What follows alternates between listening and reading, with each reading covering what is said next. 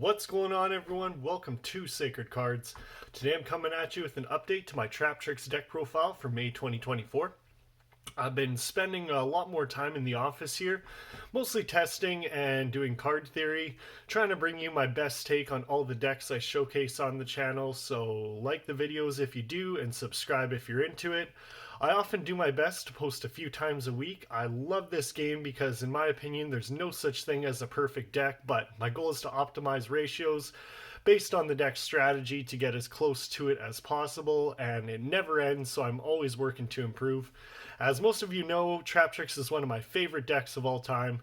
It's a pure 40 card deck. I'm very excited to share this list with you, so with all that said, I'll go through the deck and try and explain the cards as best I can.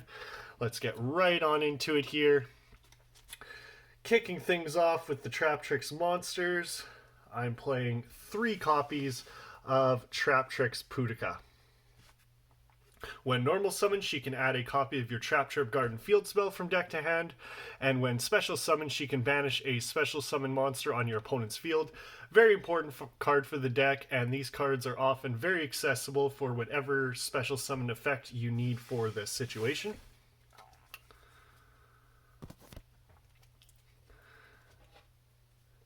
Next best is triple copies of Traptrix Murmillo.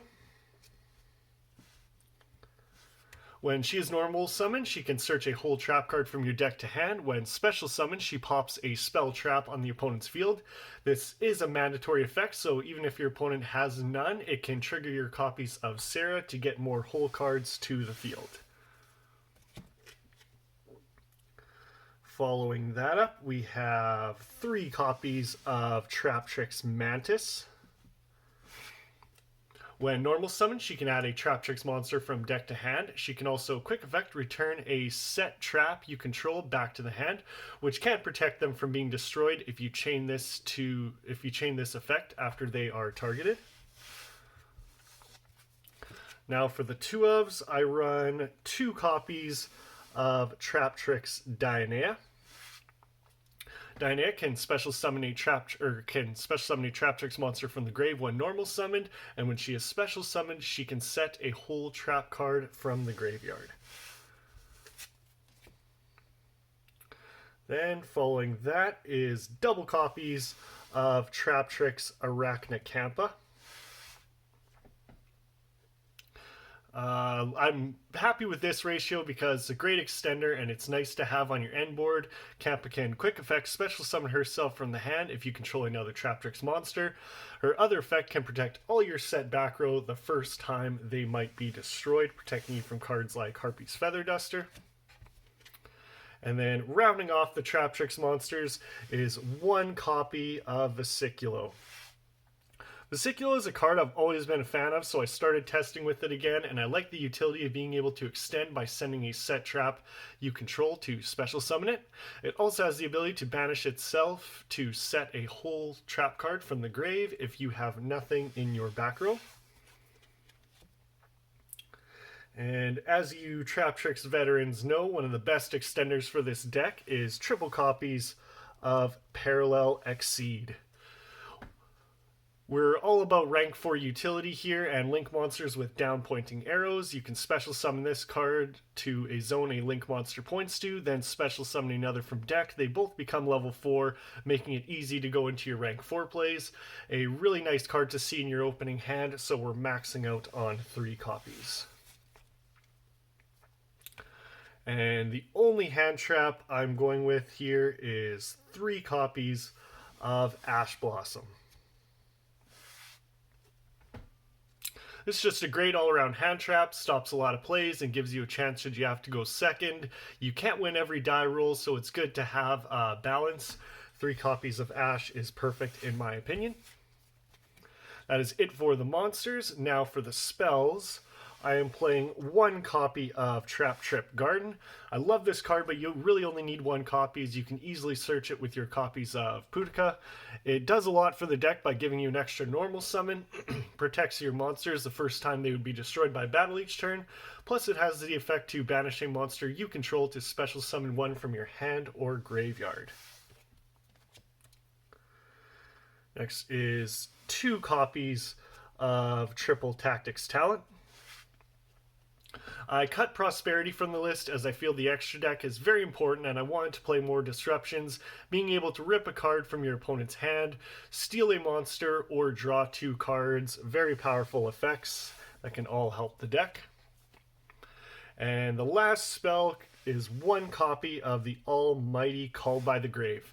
This deck thrives on overwhelming the opponents with Traptrix monsters and hole cards, so you always want to see your searches go through. One of those staples that's hard to go without. I'm glad it's only at 1 copy because I wouldn't like feeling tempted to play more copies. I think 1 copy is healthy for the game in my opinion. Next is the trap hole lineup, which I have expanded on for this list. Traps are the name of the game here, so I wanted to have options that can hit a lot of decks while giving Rafflesia more versatility. With all these being searchable and recoverable, I can feel confident in any situation I find myself in. So 3 copies of Traptrix Holytea. It can be activated the turn it is set by discarding any normal trap, becomes a Traptrix name on the field, and when it's in the graveyard it can banish itself to special summon another Traptrix name from the grave.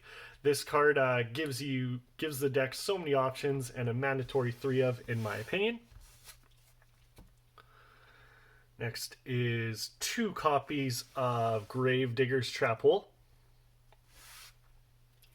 When your opponent activates a card in the hand, graveyard, or banish pile, you can negate it and burn your opponent for 2,000 life points. Then I'm playing 1 copy of Floodgate Trap Hole, 1 copy of Traptrix Trap Hole Nightmare, and 1 copy of Time Space Trap Hole. Floodgate, not once per turn. When your opponent summons a monster or monsters, change them to face down defense position. They cannot change their battle positions. Really nice to block your opponent from using it for some type of extra deck material. Traptrix Trap Hole Nightmare is definitely underrated. It is so good, and again, none of these hole cards are once per turn. Being able to negate and destroy cards is so disruptive for your opponent when they are trying to get their plays going. Almost every special summon card likes to activate their effects immediately, so really nice for that. Time Space Trap Hole is another card I've gone back to testing. I love this card personally, and often players don't expect it.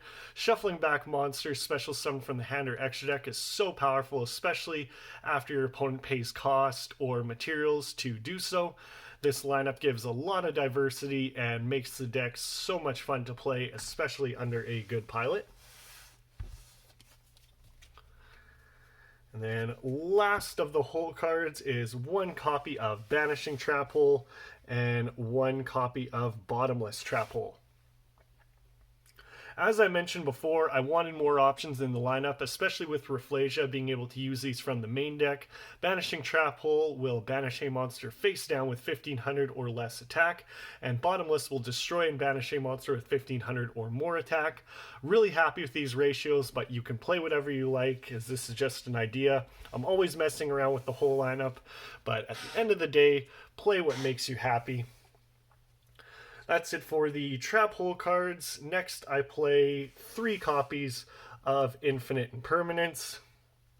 It will negate a monster effect and all spells in the column you activate it in. Also good if you have to go second, as it can be activated in the hand. And one of the best normal traps in the deck is triple copies of Evenly Matched. You always want to be prepared to lose the die roll, and this card gives us the best shot if we have to go second. Let the opponent do whatever they want to do. Go straight to battle phase and even the playing field. Treat main phase 2 as your turn 1, and your opponent will be in trouble. That's it for the main deck. As I said before, it is 40 cards. Now moving on to the extra deck. The extra deck is solid. I'm very happy with it. There are a few changes since my last deck profile. Kicking things off with my favorite card, 3 copies of Traptrix Sarah. When any normal trap is activated, you can special summon a Traptrix monster from the deck, and when any Traptrix effect is activated, she can set a whole card from the deck.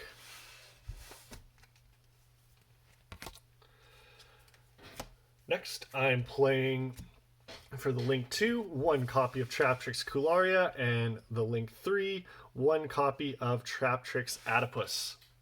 With Cularia, if you activate a whole card, you can set it back face down so you can use it again. Plus, during the end phase, she can special summon a Traptrix monster from the graveyard, giving it its special summoned effects. With Traptrix Adipus, she will boost all monsters' attack by 1,000, and once per turn, you can target cards your opponent controls up to the number of insect plant monsters you have and negate their effects. You can banish any normal trap from your graveyard to destroy one of those cards.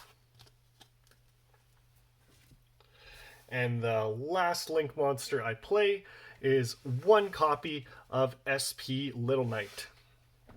A powerhouse meta staple. If you don't have it, that's fine. Play anything else you like. Phoenix, Unicorn, Earth Charmer, all good options. Little Knight has the effect that if his link summoned using a monster from the extra deck, you can target a card on the field or either graveyard, banish it. Also, when your opponent activates a card or effect, quick effect, target 2 cards face up on the field, including one of yours, banish them until the end phase.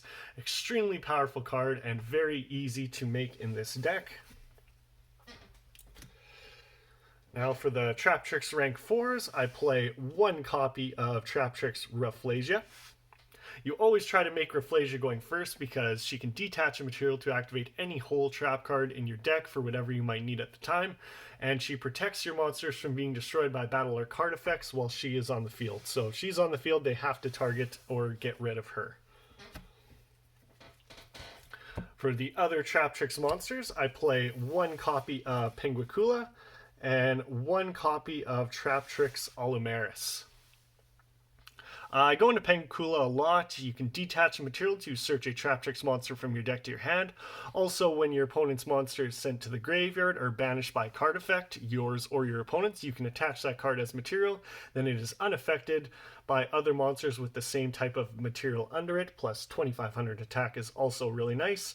With Alumaris, you can detach 2 materials, special summon a Traptrix monster from grave, or when a monster is banished or sent to the graveyard by your card effect, you can detach 1 material to special summon that monster to your side of the field. For the non-Traptrix monsters, or rank 4 monsters, I have 1 copy of Time Thief Redoer and 1 copy of Granosaurus Giga Cannon. During each standby phase, Redoer will attach the top card of your opponent's deck as material. You can quick effect detach up to 3 different types of material, apply the effects depending on what you detach. If it's a monster, banish this card till the end phase. If it's a spell, you can draw a card, and if it's a trap, you can non-target place 1 card your opponent controls on top of their deck.